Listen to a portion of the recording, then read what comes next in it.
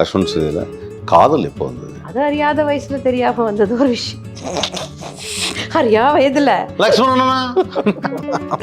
ஏன்னே தெரியல. எனக்கு அவர் வந்து ரொம்ப பிடிச்ச ஒரு கேரக்டரா இருந்தார். அதனால நான் தான் சொன்னேன். அதாவது அவர்கிட்ட சொல்லலை, அவங்க ஃப்ரெண்டு கிட்ட சொல்லி போனோம்னு.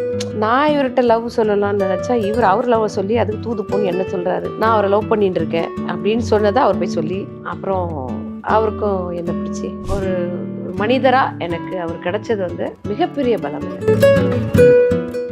வந்து இவர் பாட வேணான்னுட்டார். ஏன்னா அவங்க குடும்பத்துல கொஞ்சம் எதிர்ப்பு இருந்தது.